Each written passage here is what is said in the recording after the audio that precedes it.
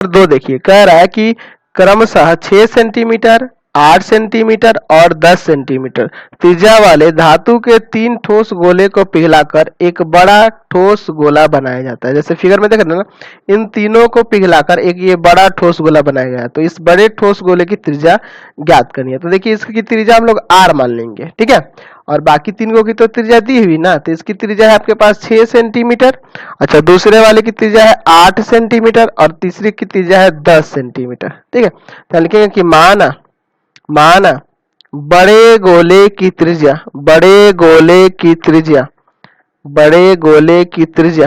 बराबर r, इसका r centimetre त्रिज्या मानते हैं। और क्या कर देते हैं, दिए गए गोलों की त्रिज्याएं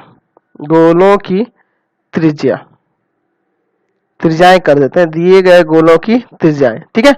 तो क्या क्या हो जाएगा, तो एक को r1 मान लेते हैं 6 सेंटीमीटर, एक को r2 मान लेते हैं 8 सेंटीमीटर और एक को r3 मान लेते हैं 10 सेंटीमीटर। तो लिखेंगे बड़े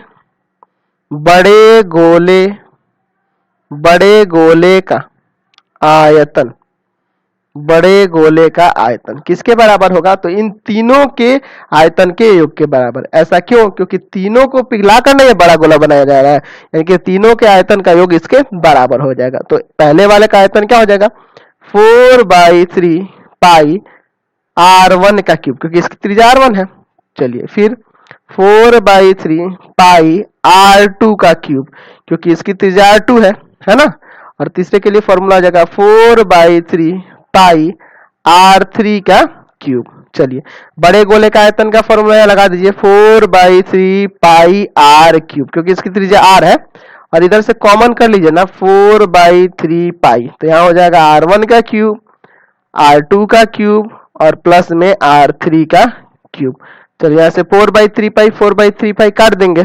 चलिए यहाँ से देखिए r क्यूब बराबर में, अच्छा r1 का वैल्यू रख दीजिए 6 सेंटीमीटर का क्यूब, फिर आपका हो जाएगा यहाँ पे 8 सेंटीमीटर का क्यूब और यहाँ हो जाएगा 10 seंटीमीटर का क्यूब हो जाएगा।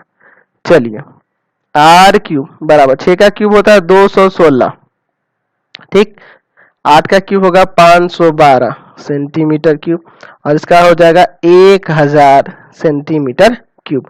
चलिए तीनों को जोड़ देते हैं। चलिए तो r क्यूब बराबर हो जाएगा यहाँ से 1728 सेंटीमीटर क्यूब, ये आ जाएगा। अच्छा 1728 किसी का क्यूब होता है क्या, तो ये 12 का क्यूब होता है, 12 सेंटीमीटर का क्यूब। क्यूब हटा दीजिए, r बराबर आ गया 12 सेंटीमीटर, यानी गोले की जो त्रिज्या हो जाएगी 12 सेंटीमीटर हो जाएगी। चलिए अगला